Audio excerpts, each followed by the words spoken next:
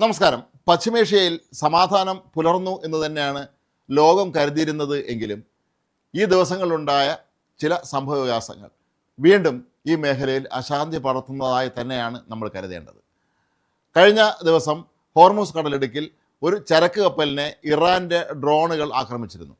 ഇതിന് ശക്തമായ തോതിലുള്ള തിരിച്ചടി നൽകും എന്ന് മണിക്കൂറുകൾക്കുള്ളിൽ തന്നെ അമേരിക്കൻ പ്രസിഡന്റ് ഡൊണാൾഡ് ട്രംപ് മാധ്യമങ്ങളോട് പറയുകയും ചെയ്തു. നിങ്ങളത് കാത്തിരിക്കൂ എന്നാണ് അദ്ദേഹം പറഞ്ഞത്. ഏതായാലും ഇറാൻ്റെ സൈനിക താവളങ്ങൾക്ക് നേർക്ക് അമേരിക്ക അതിരൂക്ഷമായ തോതിലുള്ള ആക്രമണം നടത്തുകയും ചെയ്തിട്ടുണ്ട്. ഏതായാലും ഇതിന് തിരിച്ചടിയായി ഇപ്പോൾ ഗൾഫ് രാജ്യങ്ങളിലെ അമേരിക്കൻ സൈനിക താവളങ്ങൾക്ക് നേരെ ഇറാൻ വീണ്ടും ഡ്രോൺ ആക്രമണം ശക്തമാക്കിയിരിക്കുകയാണ്.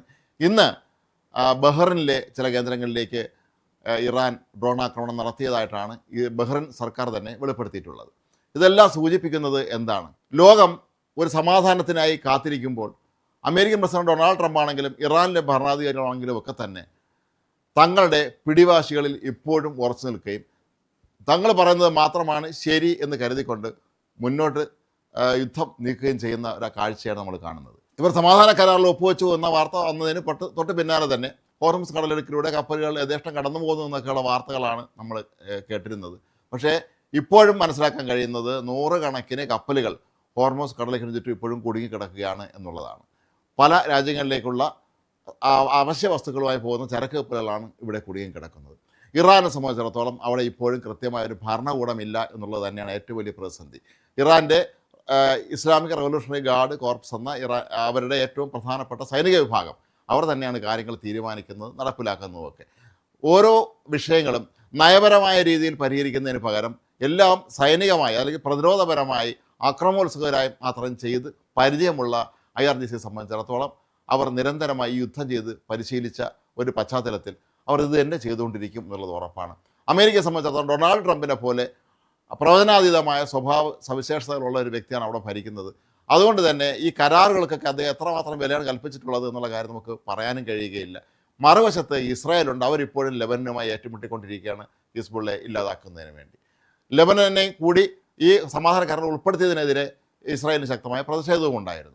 എന്താണെങ്കിലും പശ്ചിമേഷ്യയിൽ കൂടുതൽ സംഘർഷാത്മകമായ അന്തരീക്ഷമാണ് ഇപ്പോൾ നിലനിൽക്കുന്നത് എന്നുള്ളത് കൊണ്ട് തന്നെ ഈ സമാധാന കരാർ 60 ദിവസത്തേക്ക് താൽക്കാലിക വെടിനിർത്തലും മറ്റുമൊക്കെ പ്രഖ്യാപിച്ചത് യാഥാർത്ഥ്യമാകുമോ എന്ന് സ്വാഭാവികമായും നമ്മൾ സംശയിക്കേണ്ടി വരും. ബഹ്റിനെ ആക്രമിച്ചതിന് തിരിച്ചടിയായി വീണ്ടും അമേരിക്ക ഇറാനെ ആക്രമിക്കാൻ ഇറങ്ങുകയാണെങ്കിൽ ഈ ദിവസങ്ങളിൽ വീണ്ടും ഈ മേഖല സംഘർഷഭരിതമാകും എന്നുള്ളത് ഉറപ്പാണ്.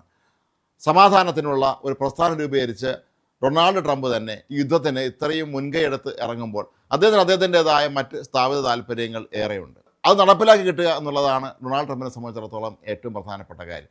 ഇറാനിലാകട്ടെ അവിടെ പരമോന്നത നേതാവ് തന്നെയായിരുന്നു കാര്യങ്ങൾ തീരുമാനിച്ചിരുന്നത്. അയത്തുള്ള അലി ഖമേനി കൊല്ലപ്പെട്ടിരിക്കുന്നു. അദ്ദേഹത്തിൻ്റെ മകൻ മൊസ്തഫ ഖമേനിയാണ് അവിടുത്തെ പരമോന്നത നേതാവായി ഇപ്പോൾ തിരഞ്ഞെടുക്കപ്പെട്ടത് എങ്കിൽ പോലും അദ്ദേഹത്തിന് ഏതാണ് ആരോഗ്യസ്ഥിതി എന്നുള്ള കാര്യം നമുക്കിപ്പോഴും അജ്ഞാതമാണ്. അദ്ദേഹം കിടപ്പിലാണെന്ന് പറഞ്ഞു, അദ്ദേഹം കോമ സ്റ്റേജിലാണെന്ന് പറയുന്നുണ്ടായിരുന്നു. പിന്നീട് അമേരിക്ക തന്നെ അദ്ദേഹം ഇപ്പോൾ ആരോഗ്യത്തോടെ ജീവിച്ചിരിക്കുന്നു എന്നൊക്കെ വെളിപ്പെടുത്തിയിരുന്നു. പക്ഷേ ഇതിൽ നിന്നും തന്നെ നമുക്കൊരു കാര്യവും വ്യക്തമാക്കാൻ കഴിയാത്ത സ്ഥിതിയാണ് ഇപ്പോഴുള്ളത്. ഏതായാലും കഴിഞ്ഞ ദിവസങ്ങളിലൊക്കെ തന്നെ ഉണ്ടായി ശക്തമായ ഏറ്റുമുട്ടൽ. അതായത് ഇറാനെ സംബന്ധിച്ചിടത്തോളം ഒരുപക്ഷെ ലോകത്ത് ഏറ്റവും അധികം ഡ്രോണുകൾ സ്വന്തമായുള്ള നിരന്തരമായ ഡ്രോണുകൾ നിർമ്മിക്കുന്ന രാജ്യമാണ് ഇറാൻ. അവർക്ക് ഒരു ഡ്രോൺ നിർമ്മിക്കാൻ $30,000 ചിലവ് വരുന്നത് എങ്കിൽ അമേരിക്ക പോലുള്ള ഒരു രാജ്യത്തിൻ്റെ മിസൈൽ പ്രതിരോധ സംവിധാനത്തിന് ഒരു ഡ്രോൺ തകർക്കാൻ $45 ലക്ഷം ചിലവ് വരും എന്നുള്ള വാർത്ത നേരത്തെ നമ്മളെല്ലാവരും പുറത്തുവിട്ടിരുന്നതാണ്. അപ്പോൾ അത്തരം ഒരു പരിസ്ഥിതിയിൽ ഇവരിങ്ങനെ നിരന്തരമായ ഡ്രോൺ ആക്രമണം നടത്തുകയാണെങ്കിൽ അത് അമേരിക്ക സാമ്പത്തികമായും പ്രതിരോധപരമായും തന്നെ വലിയ തോതിലുള്ള നഷ്ടമുണ്ടാക്കുമെന്നുള്ളത് ഉറപ്പാണ്. അങ്ങനെയാണെങ്കിൽ ഡൊണാൾഡ് ട്രംപ് ഒരുപക്ഷെ ഇറാനെ നശിപ്പിക്കുന്നതിന് വേണ്ടി ഇറങ്ങി പുറപ്പെടുമോ എന്നുള്ളൊരു സംശയം ഇപ്പോഴും അവശേഷിക്കുകയാണ്. കാരണം ഈ ദിവസങ്ങളിലൊക്കെ തന്നെ അതിനുള്ള സാധ്യത കൂടുതൽ തെളിയുകയാണ്. പാകിസ്ഥാനെ പോലെയുള്ള അതീവ ദുർബലമായ രാജ്യമാണ് ഈ ചർച്ചകൾക്ക് മധ്യസ്ഥം വഹിച്ചത് എന്നുള്ളതും ഇതിലേക്ക് തന്നെയാണ് വിരൽ ചൂണ്ടുന്നത്. പാകിസ്ഥാൻ്റെ ആത്മാർത്ഥയെ പലരും സംശയിച്ചിരുന്നു. അമേരിക്കയിലെ തന്നെ പല സെനറ്റർമാരും ഈ പാകിസ്ഥാനെ വിശ്വാസത്തിലെടുക്കരുത് എന്ന് പറയുകയും പാകിസ്ഥാനെ നമ്മുടെ സുഹൃത്ത് എന്ന് വിശേഷിപ്പിച്ച അമേരിക്കൻ വൈസ് പ്രസിഡന്റ് JD വാൻസിനെതിരെ രൂക്ഷമായ വിമർശനം ഉന്നയിക്കുകയും ഇവർ ബിൻ ലാദന് അഭയം കൊടുത്ത രാജ്യമാണെന്നുള്ള കാര്യം താങ്കൾ ഓർക്കണം എന്നും അവർ ആവശ്യപ്പെട്ടിരുന്നു. അപ്പോൾ ഏതായാലും ഈ നിലവിലെ ഈ ഒരു അവസ്ഥയിൽ ഒരുപക്ഷെ ഇന്നും നാളെയുമൊക്കെ തന്നെ നിർണായകമായി മാറാനാണ് സാധ്യത. ഇനി ഇങ്ങനെ തിരിച്ചടി തുടരുകയാണെങ്കിൽ ഒരുപക്ഷെ ഇസ്രായേൽ ഇടപെടുമായിരിക്കും. മറ്റ് രാജ്യങ്ങളൊക്കെ തന്നെ ഈ വിഷയത്തിൽ ഇടപെടുകയും ഇത് വലിയൊരു യുദ്ധമായി മാറുകയും ചെയ്യുമോ എന്നുള്ള ആശങ്ക ഇപ്പോഴും നിലനിൽക്കുന്നുണ്ട്. ഗൾഫ് രാജ്യങ്ങൾ ഉൾപ്പെടെയുള്ള വിദേശ രാജ്യങ്ങളിൽ ജോലി ചെയ്യുന്ന ഒരുപാട് വിദേശികളെ, ഇന്ത്യക്കാർ ഉൾപ്പെടെയുള്ള നിരവധി വിദേശികളെ വല്ലാതെ ധർമ്മസങ്കടത്തിലാഴ്ത്തിക്കൊണ്ട് തന്നെയാണ് ഇപ്പോൾ ഈ പോരാട്ടം തുടരുന്നത്. ഇതിനൊരു വിരാമമിടാൻ ആർക്കാണ് കഴിയുക എന്നുള്ള ചോദ്യം മാത്രമാണ് ഇപ്പോഴും ഇവിടെ അവശേഷിക്കുന്നത്.